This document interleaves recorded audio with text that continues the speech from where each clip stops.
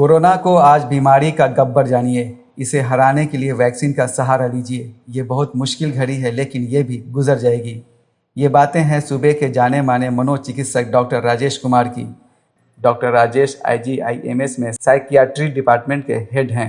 आप सबको पता है कि इस वक्त लोग कितनी घबराहट में जी रहे हैं। ऐसे में हम इससे कैसे निपटें? घर वाले दूसरे रिश्तेदारों को कैसे संभालें? बच्चों के साथ हमारा रवैया कैसा हो? इन सब सवालों के साथ डॉक्टर राजेश से बात की बिहार लोक संवाद.net के कंसल्टिंग एडिटर समी अहमद ने। सुनिए उनकी बात और जीने का हौसला पैदा कीजिए। नमस्कार, आदाब। आज हमारे साथ एक बेहद खास मेहमान हैं डॉक्टर राजेश कुमार, जो IGIMS यानी Indira Gandhi institute of medical sciences के जो मनोचिकित्सा विभाग है उसके अध्यक्ष हैं। और पटना ही नहीं, बिहार के अलावा बाहर में भी मनोचिकित्सा में इनका काफ़ी नाम है। एम्स में इन्होंने अध्यापन का काम किया है। आज हम उनसे बात करेंगे कोरोना के हाल में मनोचिकित्सा की क्या समस्याएं हैं, किस तरह के मनोसमस्याएं इनके पास आ रही हैं, जहनी मरीज किस तरह के हैं। ये जो हाल है ये अभी बहुत ही मुश्किल हालात है। डॉक्टर साहब, आपको मैं जैसा देख पा रहा हूँ कि आप खुद एक बहुत ही पारिवारिक सदमे से गुजरे हैं अभी, तो हम ये बुनियादी तौर पर ये बात जानना चाहेंगे कि आप इस पूरे माहौल को कैसा देखते हैं। क्या इससे पहले कभी आप इतना डर, इतना भय का माहौल आपने देखा था? सबसे पहले मैं आपका धन्यवाद देना चाहूँगा कि आपने मुझे मौका दिया इस मुद्दे पे बात करने के लिए। और जहाँ तक जो आपने ये जो सवाल उठाया है कि जो अभी डर और भय का जो माहौल है, शायद ये एक सदी में पहली बार ऐसा देखा जा रहा है। जो लास्ट टाइम देखा गया था 1918 में स्पेनिश फ्लू नाम की एक बीमारी आई थी, जिसमें करीब करीब 5 करोड़ लोग अपनी जान गंवा बैठे थे। और 1918 के बाद 2019 में ये समस्या आई है। डेफिनेटली आज जो भी एक जनमानस है जो इस त्रासदी से, इस पैंडेमिक से लड़ रहा है, पिछले 1 साल से ज्यादा हो चुके हैं, कहीं न कहीं सबके अंदर जो एक डर और भय का माहौल है वो पिछले 1-2 महीने में काफी बढ़ा है। उसके कारण भी सबको पता है कि ये जो सेकेंड वेव आया है पैंडेमिक का, इस सेकेंड वेव में देखा जा रहा है कि एक तो रेट ऑफ इन्फेक्शन काफी तेजी से हो रहा है, घर में सारे के सारे लोग पॉजिटिव हो जा रहे हैं। दूसरा ये देखा जा रहा है कि ये काफी जल्दी मरीज की तबीयत बिगड़ जा रही है, खासकर जैसे सांस लेने में तकलीफ होना, ऑक्सीजन लेवल का गिरना, और कई बार मरीज तुरंत वेंटिलेटर पे चला जा रहा है। तो ये जो पिछले 1 महीने से जो आलम है कि हम देख रहे हैं कि काफी मौतें हो रही हैं, और ये मौतें अक्सर देखी जा रही हैं कि बहुत यंग पॉपुलेशन में, और कहीं कहीं ऐसा भी देखा जा रहा है कि एक ही घर में 2-3 डेथ्स हो जा रही। मैंने अपने घर में 2 लोगों को खोया है कोरोना से। हमारी माताजी का देहांत तो कोरोना से नहीं हुआ, लेकिन 2 लोगों को मैंने खोया कोरोना की वजह से। तो कहीं ना कहीं देखिए, किसी का जाना इस जिंदगी से, इससे बड़ी त्रासदी कुछ भी नहीं हो सकती। तो एक तो है कि खोने का डर, दूसरा जो रह जाते हैं उनके अंदर है कि उनको सपोर्ट करने वाला कोई नहीं। तो कहीं ना कहीं चौतरफा एक मार हो रही है कि आप दर्द में हैं, गमगीन हैं, लेकिन आपका हाथ पकड़ने वाला कोई नहीं, आपका सहारा देने वाला कोई नहीं। डॉक्टर साहब, हमने ये सुना कई लोगों से कि कोरोना से मौत तो शायद कम हो रही है, लोग घबरा के भी जान गंवा बैठ रहे हैं या बीमार पड़ जा रहे हैं। तो आपके ऐसे हालात में क्या मशवरा रहेगा, क्या सलाह देंगे आप आम आदमी को, क्योंकि आजकल तो हर घर में कोई ना कोई मरीज है? देखिए, मैं बताऊं, जब पिछले बार ये महामारी शुरू हुई तो 3 चीजें देखी जा रही थी। एक था फियर, डर, दूसरा था अनसर्टेनिटी कि आगे क्या होगा, ये कब तक चलेगा, कब खत्म होगा, और तीसरा था हेल्पलेसनेस, एक असहायता की भावना। ये तीनों चीजें, जब अनसर्टेनिटी की लाइफ में कुछ भी आप नहीं कह सकते कि ये जो प्रॉब्लम है हमारी कब खत्म होगी, और पिछले साल तो सबसे बड़ा प्रॉब्लम था लॉकडाउन का और क्वारंटाइन का। तो अनसर्टेनिटी, फियर और तीसरा हेल्पलेसनेस। तो कहीं ना कहीं ये चीजें लॉन्ग रन में, अगर आपके लाइफ में अनसर्टेनिटी रहे, हेल्पलेसनेस रहे, फियर रहे, तो कहीं ना कहीं आपके अंदर मानसिक तनाव और उसकी वजह से जो बीमारियां होती है, मानसिक बीमारियां, वो होंगी। और लोगों के अंदर एक भय के माहौल की वजह से कई लोग ये सोच सोच के डर के मरे जा रहे हैं कि अगर मुझे कोरोना हो गया तो क्या होगा, क्या मैं बचूंगा। आजकल तो पहला सवाल होता है कि अच्छा कोविड पॉजिटिव हो गए तो शायद अब हमारे दिन गिने चुने हैं। तो ये जो घबराहट है कहीं ना कहीं मानसिक तौर पे लोगों को परेशान कर रही है। लेकिन साथ साथ कई बार ऐसा भी देखा जाता है कि excessive fear, panic can also lead to heart attack like situation. तो क्या सलाह रहेगी उनको उनको बचाया जाए, इस तरह के देखिए सोच ना आए देखिए उनके दिमाग में? देखिए जाहिर सी बात है कि हम जो इंसान होते हैं, ये हमारे जो भगवान ने हमें जो बनाया है, जो हमारी शारीरिक और मानसिक संरचना है, तो देखा जाता है कि हम बहुत सारी प्रॉब्लम्स को अपने आप में लड़ने के काबिल होते हैं। और 90% से ज़्यादा प्रॉब्लम हमारे अंदर एक एक बफर सिस्टम होता है जो लड़ पाता है, चाहे वो शारीरिक हो चाहे मानसिक हो। तो हम 90% से ज़्यादा लोग इन प्रॉब्लम को झेल लेते हैं। तो उनके अंदर एक कोपिंग स्किल होती है, कि प्रॉब्लम हैंडलिंग कैपेसिटी होती है। तो उनसे हमारी यही दरख्वास्त है कि वो लोग सिर्फ और सिर्फ ये संयम बनाए रखें। क्योंकि देखिए अगर आप डर का माहौल रहेगा तो ये डर भी बहुत कॉन्टेजियस चीज होता है।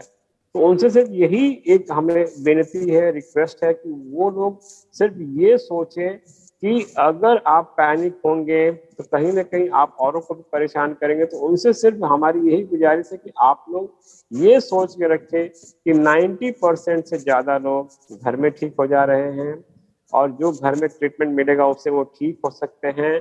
तो कहीं ना कहीं एक पॉजिटिव थिंकिंग रखनी है, एक होप रखना है।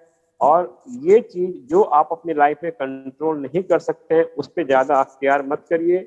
जो चीज आपके हाथ में है उस चीज को आप कोशिश करिए कि मैं कंट्रोल करूं। और कई बार क्या होता है कि हम अक्सर उन चीजों को कंट्रोल करने के चक्कर में ज्यादा परेशान होते हैं जो हमारे कंट्रोल से बाहर है। बहुत शुक्रिया डॉक्टर साहब। आपने बिल्कुल सही कहा कि डर जो है कॉन्टेजियस है, संक्रामक है। जैसे कोरोना संक्रामक है वैसे डर संक्रामक है। अगर एक बिल्कुल आदमी डरेगा तो अगला आदमी भी डरेगा। अच्छा डॉक्टर साहब, कई बार बिल्कुल देखते हैं कि लोग ऐसे वक्त में धार्मिक प्रवृत्ति के ज्यादा हो जाते हैं। वो जो है धार्मिक पुस्तकें पढ़ना लगते हैं या गीत संगीत में उनकी दिलचस्पी बढ़ जाती है। आप इसको कैसे देखते हैं? देखिए ये भी एक प्रॉब्लम से लड़ने के तरीके होते हैं। देखिए जब लाइफ में आपको लगता है कि भाई सारी चीजें हमारे हाथ से निकलती जा रही हैं, तो सबको एक होता है कि ऊपर वाला, जी जैसे आप लोग कहते हैं खुदा, हम लोग भगवान कहते हैं। तो कहीं ना कहीं एक जब आप किसी से कनेक्ट होते हैं, चाहे वो इनविजिबल है, जी लेकिन एक सेंस ऑफ कनेक्टेडनेस होती है ना, जी वो बहुत बड़ा काम करती है कि आपके होप को जिंदा रखने का। हम लोग हमेशा कहते हैं कि ऊपर वाले के ऊपर मैंने छोड़ दिया है। कई बार हम ये कहते हैं ऊपर वाले की ऐसी मर्जी थी। जब आपकी लाइफ में कुछ होता है अच्छा या बुरा, तो ऊपर वाले पे कहने से ना आपको एक सांत्वना मिलती है कि फिर आपने एक चीज को फिक्स कर दिया, चलो यार भगवान की यही मंजूर थी, यही होने को मंजूर था। तो भगवान से जुड़े रहना, धार्मिक किताबें पढ़ना कहीं ना कहीं आपके दिल को सुकून देता है, और कहीं ना कहीं एक एक सेंस ऑफ कनेक्टेडनेस होती है, आप जुड़ते हैं किसी से। जैसे आप लोग 5 वक्त की नमाज पढ़ते हैं, तो अक्सर देखा जाता है कि अगर आप 5 वक्त की नमाज पढ़ते हैं तो 5 बार खुदा से जुड़ते हैं। जी तो एटलीस्ट आपको लगता है कि कोई हमारे साथ है। और इसीलिए मैं आपको ये भी बता दूं कि मुस्लिम समुदाय में सुसाइड इस वजह से बहुत कम देखा जाता है, बहुत कम देखा जाता है। एक तो कुरान में ये भी कहा गया है कि अपनी जान लेना हराम होती है, और दूसरा कि कहीं ना कहीं खुदा से अगर हम 5 बार रोज जुड़ते हैं तो हम अकेला महसूस नहीं करते। सही बात है डॉक्टर साहब। ऐसा है कि आजकल जो है ये सोशल मीडिया का जमाना है। लोग किसी की मौत होती है तुरंत डाल देते हैं वहां। अब कई लोगों का ये कहना है कि भाई इस तरह की खबरें मत डालो। आपकी क्या राय है, इसको डालना चाहिए या नहीं डालना चाहिए? देखिए मैं तो पिछले 1 साल से यही बात कह रहा हूँ कि अगर देखिए अगर आप किसी को सांत्वना नहीं दे सकते हैं, किसी के दुख में हाथ नहीं बढ़ा सकते हैं, तो एटलीस्ट आप पैनिक मत क्रिएट करिए। देखिए सोशल मीडिया पे भी एक एक रैशनल बिहेवियर होता है। जी अक्सर हम लोग जब बहुत स्ट्रेस में होते हैं तो आजकल देखिए कि मैसेज को फॉरवर्ड करते हैं जी बिना ये सोचे समझे कि इसका जनमानस पे क्या असर होगा। और अक्सर लोग उन खबरों पे भरोसा कर लेते हैं।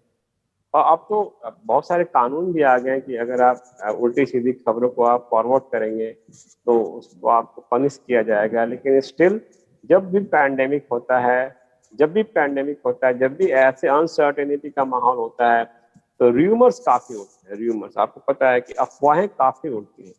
जब भी लाइफ में संशय का माहौल होता है, जब लोगों को लगता है कि यार लाइफ में हमें कुछ सर्टेन चाहिए, तो उस दौरान हम र्यूमर्स पे जाने अनजाने में भरोसा करने लगते हैं। और ये र्यूमर्स बहुत ही कॉन्टेजियस होती है। जैसे फियर कॉन्टेजियस होती है, जैसे कोरोना कॉन्टेजियस होता है, वैसे अफवाहें भी बहुत कॉन्टेजियस होती है। और आपने देखा होगा कि अफवाहों की वजह से मतलब कई बार कुछ समुदाय में झगड़े हो जाते जी हैं, आपने जी, सब देखा ही होगा। सही। तो ये सारी चीजें हैं कि हमें बस अनुरोध करना है कि आप सारी खबरों को फॉरवर्ड ना करें। एटलीस्ट अगर आपको लगता है कि ये कंफर्म नहीं है तो उसको न करें, चेक करें और उसके बारे में किसी एक्सपर्ट से सलाह लें कि ये जो चीजें आई हैं क्या ये सर सही है। जैसे अभी कोरोना के ट्रीटमेंट को लेके जी पिछले 1 सालों से पता नहीं कितनी गाइडलाइन आ गई, कितनी दवाइयां आ गई, चाहे वो एलोपैथिक हो, चाहे होम्योपैथिक हो, चाहे हर्बल हो, आयुर्वेदा हो। लेकिन कहीं ना कहीं हमें इस बीमारी से लड़ने के अपने अपने तरीके होते हैं। दवाइयां अपनी जगह बिल्कुल ठीक है, लेकिन मेरा सबसे यही रिक्वेस्ट होता है कि आप डरे नहीं। अगर आप डरेंगे तो वो डराएगा। सही। तो कोरोना भी ऐसा ही चीज है कि आप उसका सामना करें, जो होगा देखा जाएगा। वो एक डायलॉग भी था डॉक्टर साहब की, जो डर गया समझो मर गया। शोले का डायलॉग था, उसमें उसमें एक ये भी था कि गब्बर सिंह पूछता है कि तेरा क्या होगा कालिया। तो का सरकार मैंने आपका नमक खाया है। तो आजकल जैसा है ना कि कोरोना भी जाके यही पूछता है कि तेरा क्या होगा कालिया। तो हम कहते हैं कि हमने वैक्सीनेशन लिया है, जी बिल्कुल तो सही आपने। ठीक है, जा तू भी बच गया। तो अभी कोरोना एक गब्बर से कम नहीं है। सही। सपने में आता है, सपने में आता है, लोगों को डराता है। आजकल हम जब छत पे जाते हैं, खुले माहौल में जाते हैं, तो सांस भी नहीं ले पाते कि कहीं इस सांस में कोरोना तो नहीं घुला हुआ है। तो सही बात है, मतलब ये बहुत ही डर है। लेकिन देखिए, सबसे अच्छी बात है कि हम सब लोग अपनी अपनी जिंदगी में कितने सारे गम झेले और हमें लगा था कि शायद इससे हम उबर नहीं पाएंगे। लेकिन ये समय की सबसे अच्छी एक आदत होती है कि ये गुजर जाता है। तो ये उम्मीद है कि ये बुरा वक्त है, ये भी गुजर जाएगा।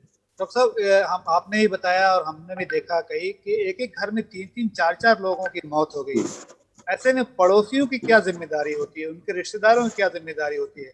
क्योंकि वो फोन कर देखिए, के कितना उनको मिल नहीं सकते, जाके सीधे मना है, हाथ नहीं बिल्कुल। मिला सकते हैं, उनके घर में जाना मुश्किल है। हम्म। तो आपके हिसाब से उनको कैसे उनको सांत्वना देना चाहिए, कैसे ढाढ़स बनाना चाहिए?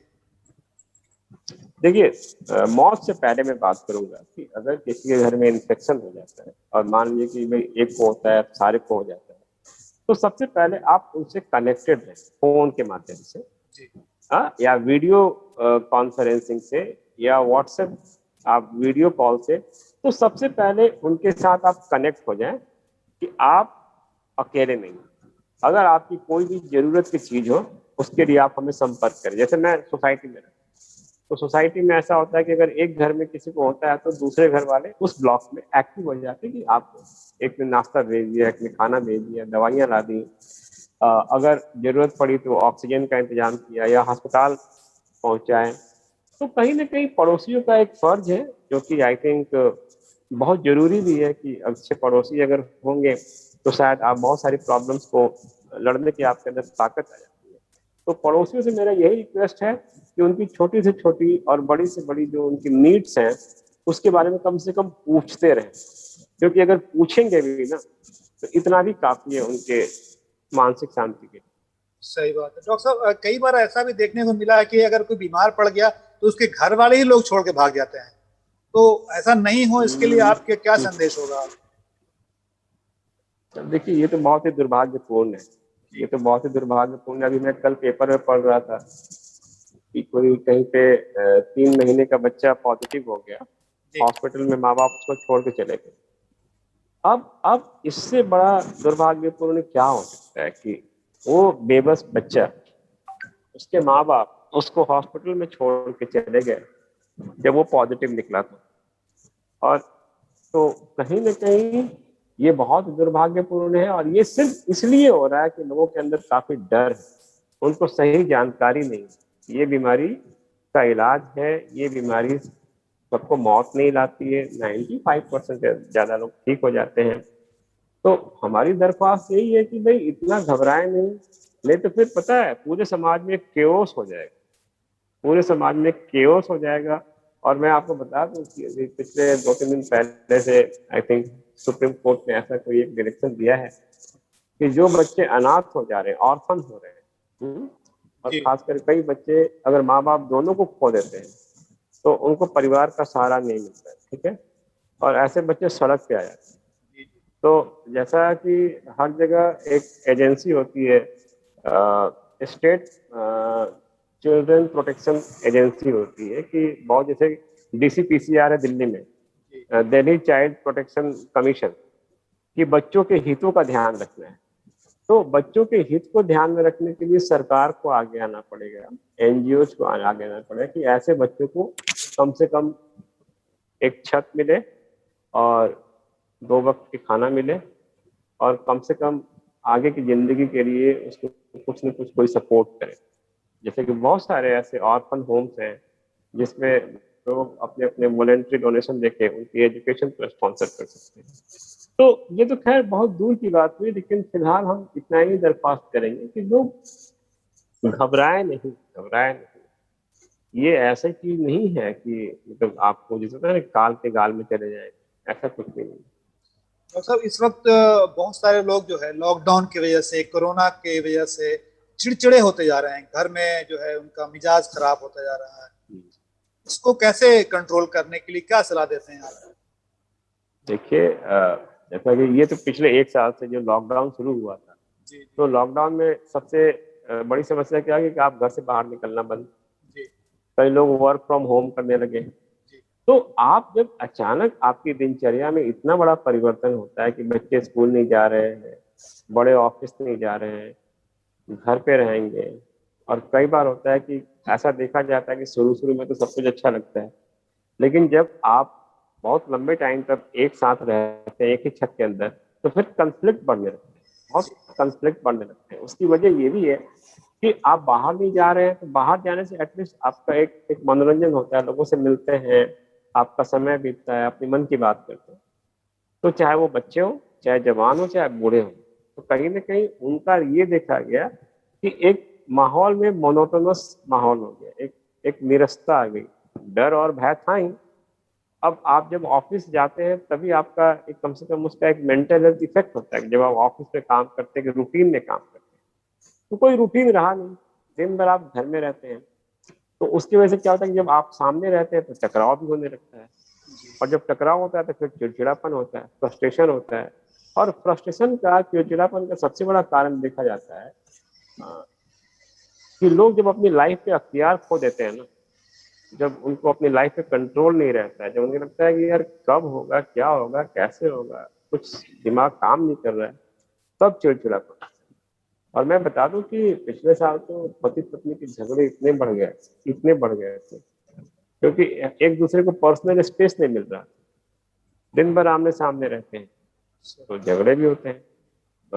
कई जगह तो झगड़े इसलिए काम के बंटवारे को लेकर, भाई काम वाली आनी बंद हो गई, हेल्पिंग हैंड कम हो गए, घर का सारा काम करना पड़ता था, तो उसको लेकर झगड़े थे। वर्क फ्रॉम होम वाले को क्या सलाह देंगे, कैसे वो अपना मानसिक स्वास्थ्य सही रखे? क्योंकि आपने जैसा अभी कहा कि देखिए, हाँ हाँ, बिल्कुल बिल्कुल, जैसे कभी मैं ये जो आपको पिछला प्रश्न उसके बारे में था कि भाई आप अपनी जिंदगी में जो एक नियमित एक रूटीन बनाए, एक रूटीन लाइफ रखेंगे तो आपका मेंटल हेल्थ अच्छा रहेगा। और उस रूटीन में है कि एटलीस्ट आप थोड़ा फिजिकल एक्टिविटी करें, थोड़ा आप अपने मन का पसंदीदा काम करें, चाहे वो गार्डनिंग हो, कुकिंग हो, घर की सफाई हो, और अपने को आप कम से कम योगा, मेडिटेशन या जो भी कुछ कर सकते हैं अपने आप को फिजिकली एक्टिव रखने के लिए, तो वो आप करें।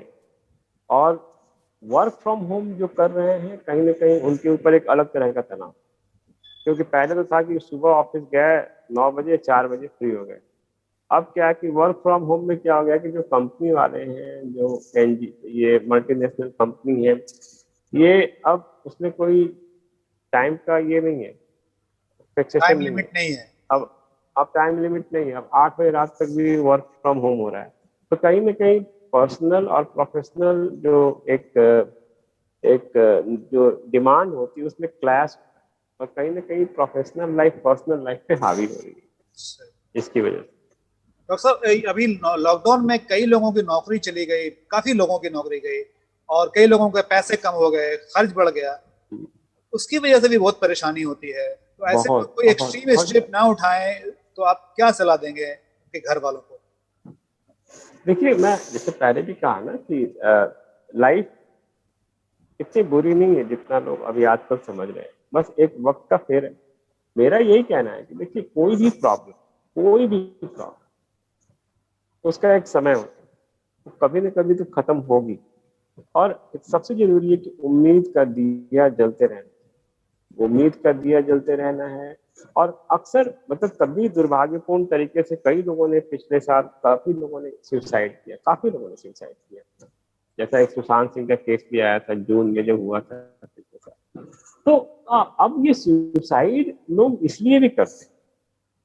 देखिए, मैं सुसाइड को ऐसे देखता हूँ, एक मानसिक बीमारी के तौर पे नहीं देखता, और कई बार इसको मैं एक मानसिक बीमारी के तौर या एक सामाजिक पहलू भी है इसका, कि जो लोग सुसाइड करते हैं कहीं ना कहीं वो लोग ऐसे थे जो तनहा थे, जिनको समाज ने सपोर्ट नहीं किया। तो कहीं पे भी सुसाइड होता है तो वो सोसाइटी का एक कलेक्टिव रिस्पॉन्सिबिलिटी होता है कि कहीं ना कहीं उसको हाथ नहीं बढ़ाया, लोगों ने उसको हेल्प नहीं किया। तो जैसे मैं कहता हूँ कि भाई नौकरी चली जा रही है, कई लोगों की पे कम कम हो हो गई गई। है, तो अब उसमें क्या है कि उनको हमारे आसपास के जो लोग हैं, चाहे परिवार के चाहे फ्रेंड हो, जिनके पास अगर कुछ है तो उनको हेल्प करें। एक सेंस ऑफ होता है ना कि जब तक आप हेल्प नहीं करेंगे, और आप ये भगवान खुदा से दुआ करिए कि अगर मेरे पास है तो मैं जिसके पास नहीं है उसको दे दीजिए। जैसे कि पिछले साल काफी लोगों ने भूखों को खाना खिलाया, एक कम्युनिटी किचन चल रही है, तो कई लोग खाने के लिए तरस रहे हैं। कई लोगों के पास है कि भाई रिसोर्सेज कम हो गए और उन पर डिमांड बहुत ज्यादा है। कई लोग, भाई घर का लोन था, गाड़ी का लोन था, बच्चों की पढ़ाई का लोन था। तो इसके लिए हम सबको अपने आसपास में लोगों को आगे बढ़ के उनकी नीड्स को पूरा करना पड़ेगा। तो सब लोग अगर मिलके लोगों की मदद करेंगे तो शायद समाज, इससे बेहतर समाज कुछ नहीं हो सकता। और अगर मैं आपको जी। जाते जाते इतना ही बता देता हूँ कि समाज में अगर सब लोग एक दूसरे की मदद करने लगे ना, तो बहुत तरह की जो सोशल प्रॉब्लम है, चाहे वो सुसाइड की हो, चाहे वो डोमेस्टिक वायलेंस की हो, चाहे वो क्राइम जो जितने होते हैं वो सब कम हो जाए। तो हमें सबको एक दूसरे की मदद करना चाहिए, और कहीं ना कहीं ये भगवान से मानना चाहिए कि अगर मेरे पास कुछ है तो अगर जिसके पास नहीं है उसको देने से सुकून भी मिलता है। तो मेरा ये कहना है कि परिवार वालों को, दोस्तों को, एटलीस्ट अपने आसपास अगर कोई परेशान है तो उस पर नजर रखनी होगी, उनकी मदद करनी होगी। डॉक्टर साहब, मेरा सवाल जो छोटा छोटा है वो है युवाओं के बारे में और बच्चों के बारे में, क्योंकि वो घर पे हैं, उनको ऑनलाइन पढ़ाई करनी पड़ रही है। वो अजीब तरह के अभी टेंशन में रहते हैं, उनको खेलने का मौका नहीं मिल रहा, बाहर जाने नहीं देते हैं लोग। उनके लिए क्या, उनके हाँ, जो पेरेंट्स है, जो उनके गार्जियंस है, उनको क्या सलाह देना चाहेंगे आप? देखिए, सबसे जरूरी है कि जैसे कि ये जो बच्चे हैं बाहर नहीं जा पा रहे, जैसे मैंने बताया ना कि बच्चों का स्कूल छूट गया, प्ले ग्राउंड छूट गया, तो अब बच्चों के अंदर जब उनका जो एक फिजिकल एनर्जी था वो चैनलाइज नहीं हो रहा, वो खेल नहीं पा रहे, तो कहीं ना कहीं वो जो फिजिकल एनर्जी वो एग्रेशन के तौर पर निकल रही। तो अब बाहर जाना भी मुश्किल है, अंदर रहना भी बहुत कठिन हो रहा है। तो उसमें करना क्या हो कि जो पेरेंट्स हैं, पेरेंट्स को उनके साथ समय निकाल के बैठ के उनको इन्वॉल्व रखना हो, चाहे जिस तरीके से इन्वॉल्व रहे। अब कई लोग मोबाइल दे देते हैं, कई लोग लैपटॉप दे देते हैं, कई लोग जैसे वेब सीरीज देख रहे हैं, मोबाइल पे मूवी देख रहे हैं, टाइम पास कर रहे हैं। लेकिन कहीं ना कहीं मैं आपको ये कहूँगा कि ये जो क्राइसिस है ये भी एक अपॉर्चुनिटी है कि आज कल हो ना हो, आज हम कम से कम मिल बैठ के बात करें। ये बार बार ये दौर नहीं आएगा जहां आपके पास इतना समय होगा अपने परिवार के लिए। तो मेरा ये कहना है कि पेरेंट्स को बच्चों के साथ मिलकर, सिर्फ बच्चे नहीं, जो बूढ़े बुजुर्ग हैं वो भी बेचारे पार्क में जाके ठहाके नहीं लगा सकते।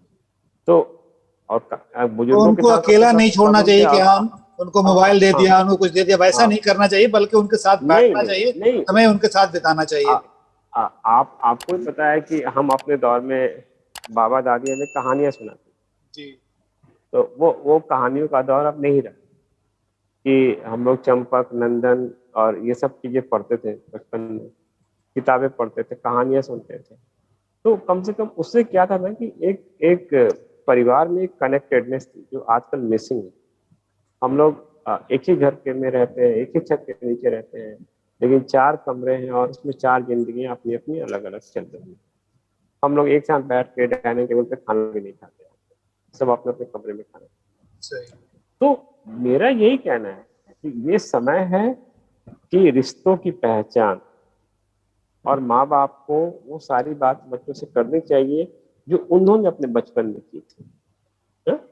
कि ये बड़ा एक अच्छा समय है अपने अपने चाइल्डहुड मेमोरीज को शेयर करने का, क्योंकि अगर आप कोई चीज को रोचक तरीके से कहेंगे ना तो बच्चे सुनेंगे उसको। तो बच्चों को भी बताना पड़ेगा, बच्चों को इन्वॉल्व करना पड़ेगा। अगर आप गैजेट्स देके अपनी मुसीबत को दूर करते हैं तो कहीं ना कहीं वो मुसीबत एक बड़ी मुसीबत बन के फिर आएगी आपके पास। अच्छा डॉक्टर साहब, अब इस वक्त तो हर आदमी किसी मनोचिकित्सक के पास पहुंच नहीं पाएगा, उसको बहुत सारी दिक्कतें हैं। आपकी क्या सलाह है, क्या उसके पास उपाय है? ऐसे लोग कहाँ संपर्क करें, किन से बात करें कि उनको, क्योंकि कुछ न कुछ दवाएं भी काम आती हैं ऐसे वक्त में। तो देखिए, मैं जैसे हम लोगों ने पिछले साल जब लॉकडाउन हुआ था तो हम लोगों ने टेली कंसल्टेशन शुरू किया था IGIMS में। जी जी। और वो टेली कंसल्टेशन एक नंबर था जिसमें बिहार के किसी भी जिले से लोग हमें फ़ोन कर सकते थे, और हम लोग उनको फ़ोन पे काफ़ी सारी सलाह देते थे और कई बार फ़ोन पे दवाइयों को भी बताते थे। लेकिन ये सब इतना आसान नहीं है, खासकर हमारे जैसे राज्य के लिए जहाँ अभी बहुत कम लोग ऐसे हैं जो सोशल मीडिया से या ऑनलाइन कंसल्टेशन के लिए मतलब उनके अंदर एक तत्परता है या उनके अंदर एक जागरूकता है या एक नॉलेज है। लेकिन मेरे साथ एक चीज़ है कि एटलीस्ट मैं अपने अगर इंडिविजुअल बात करूँ तो मेरे जितने भी मरीज हैं सबके पास मेरा फ़ोन नंबर रहता है, और वो चीज़ अभी काफ़ी काम आ रही है कि जो लोग मेरे इलाज में थे उनको मैं मार्गदर्शन कर रहा हूँ फ़ोन के माध्यम से कि आगे अभी 2-3 महीने आप कैसे गुजारेंगे, कैसे दवाइयाँ खाएंगे।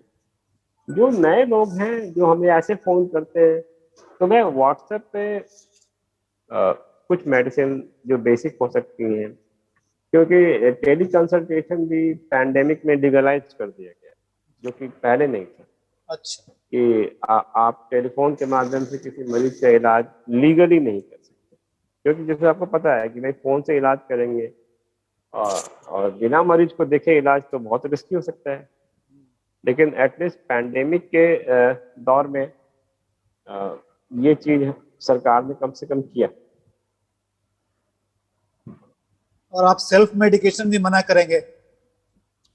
हाँ, सेल्फ मेडिकेशन में बिल्कुल मना करूँगा कि ऐसा करने से कहीं न कहीं कई बार नुकसान भी काफ़ी ज़्यादा होते हैं।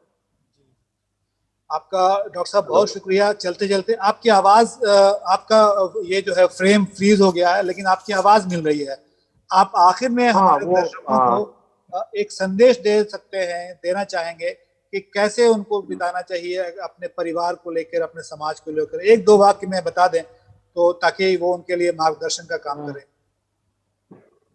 देखिए, मैं इतना ही कह सकता हूँ कि सब व्यक्तियों के अपने-अपने जीने के तौर तरीके होते हैं। सब व्यक्तियों के पास अपने-अपने एक प्रॉब्लम सॉल्विंग एबिलिटी होती है। मैं अपने बिहाफ पे और समाज के बिहाफ पे मैं इतना ही कह सकता हूँ कि ये बुरा वक़्त है, ये गुज़र जाएगा। ये बुरा जी। वक़्त है, ये गुज़र जाएगा। बस हमें उम्मीद का दामन नहीं छोड़ना है, उम्मीद का दामन नहीं छोड़ना है। और कहीं न कहीं ये जो क्राइसिस है, ये जो पैंडेमिक है, हमें बहुत कुछ सिखा भी रही है। बहुत सारी अच्छी आदतें भी हमने 1 साल में सीखी हैं। परोपकार करना, लोगों की मदद करना और अपने को संयमित रखना और कैसे एक लिमिटेड रिसोर्सेज में जिंदगी को जीना। ठीक है, तो बहुत बस मेरा यही कहना बहुत है सही। कि ये बुरा वक्त है, गुजर जाएगा, बस उम्मीद का दामन नहीं छोड़ना है आपका और बहुत लोगों शुक्रिया की डॉक्टर मदद साहब, करते रहना। आपने इतने अच्छी बातें बताई ऐसे वक्त में, और उम्मीद है कि हमारे दर्शकों को और जो लोग भी इस वीडियो को देखेंगे उन्हें ज़रूर इससे कुछ राहत मिलेगी और पैंडेमिक में जीने का हौसला मिलेगा। आपका एक बार फिर शुक्रिया। इस बुलेटिन को पेश किया है टॉप कलेक्शन और सबिहा डिज़ाइनर ने।